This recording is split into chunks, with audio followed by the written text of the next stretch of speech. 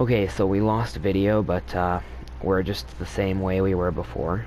Falling towards the surface. Once you sort of hit about 3 kilometers, start burning again to bleed off some of that speed.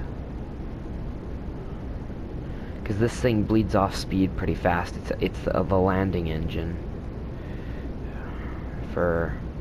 It can even propel you upwards in Kerbin's atmosphere. So I mean, it's a pretty good engine.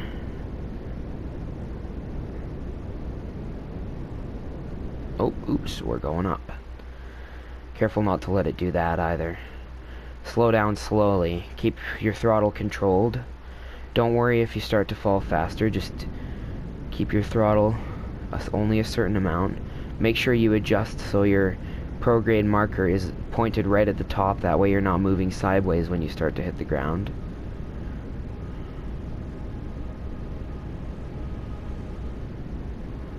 Keeping your throttle controlled. We're coming down now.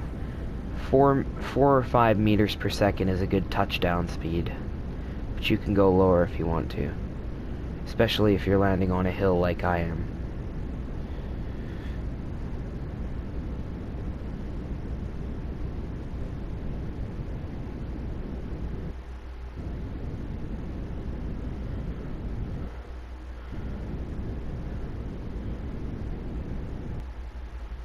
Okay, come on now. Down you go. There we go. We coaxed our ship into landing properly here. Oh, but we're sliding down the side of this hill. Well, crap. We should keep a constant slide rate, though.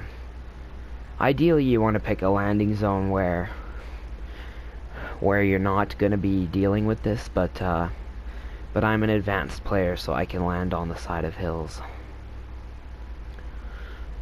Okay, so we're down. You could do an EVA. The EVA pack can actually... You can actually fly with the EVA pack on the surface of this moon. So once we slow down here, that's what we'll do. We'll get our EVA pack out, and I'll show you the flying around on the moon. And you can plant flags, and there's some surface sample taking and stuff going on, but you can't really, it's not really useful to do that on sandbox mode. It doesn't give you anything special.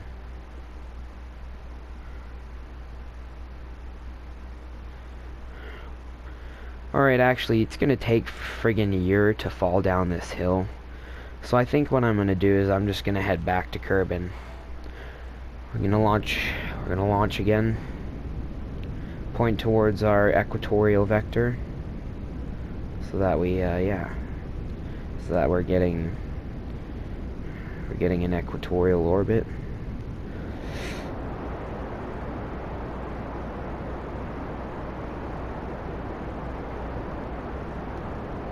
It doesn't take much to get up to speed on the moon, so don't be wasting too much of your fuel.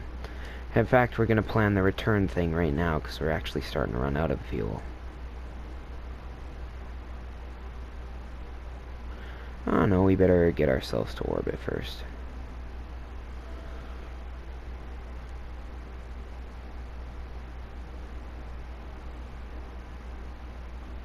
It's about 500 meters per second, if I remember correctly. We are not on the side we need to be.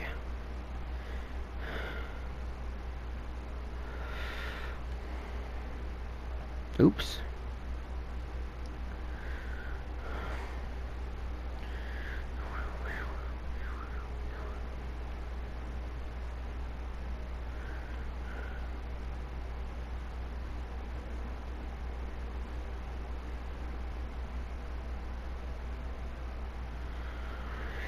We're gonna start gassing up again here to pick up our apoapsis.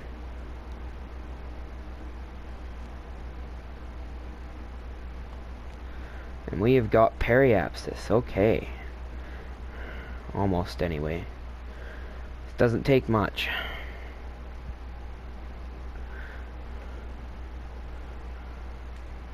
Let's 10 times time warp this bitch up.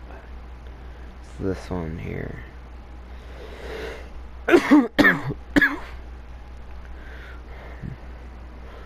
So yeah, you'll just follow these exact procedures to get to the moon. Make sure you're getting on a 90-degree equatorial orbit to make it easier to return to Kerbin.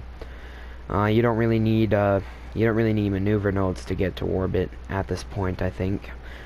But yeah, when you're landing, see this white dot at the top here?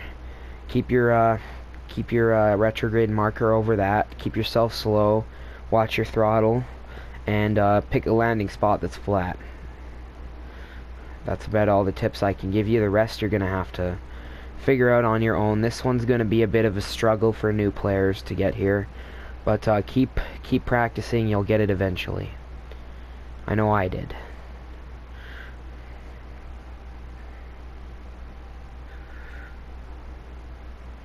Oh. Just like that, we're in a perfect stable orbit. Now we're gonna burn our way back.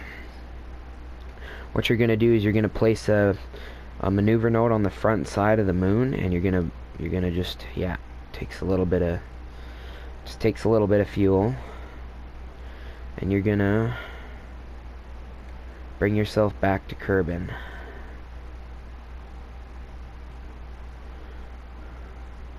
Doesn't take much. And like that, we're 15 kilometers into the atmosphere, so point towards our node, start up the time warp, and let's get this show on the road. Hope we have enough fuel. We should.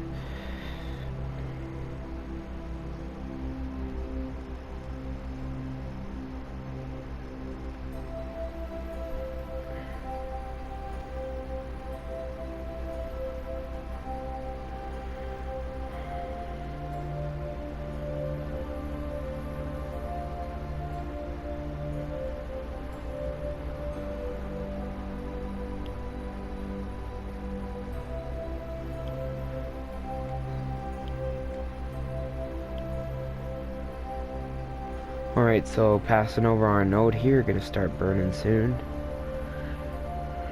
And we'll watch Kerbin while we do this so we know where our apoapsis is landing. Oh yeah, we easily have enough fuel. Perfect. So yeah, as you can see, this design is pretty efficient for doing this. Oops, that's too much gas though, so let's bring her back a little bit.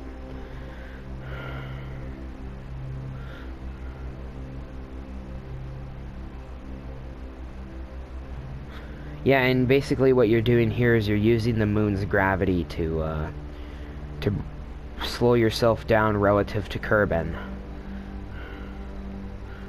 Alright, good to go. Let's watch the fireworks. I'm gonna keep the engine on for a bit unless it causes problems. Because I want to see if I can maybe use the leftover fuel to slow down a little bit as we make our way in. Or actually, you know what? We're going to use the air brakes. Here, what we'll do is quick save now since I have no idea how the air brakes thing is going to go. It's new to me, so we'll...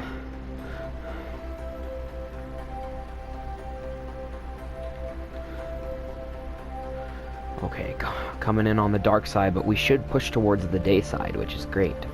Because we'll actually be able to fucking see.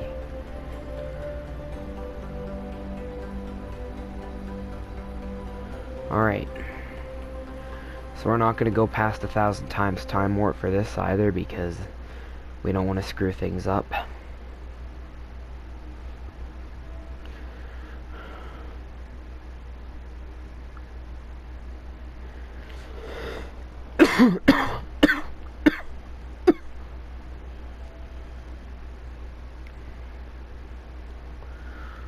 Okay, almost there. I'm actually going to cut the video off here because I'm worried we're hitting our 15-minute limit. I'll see you guys in part 3.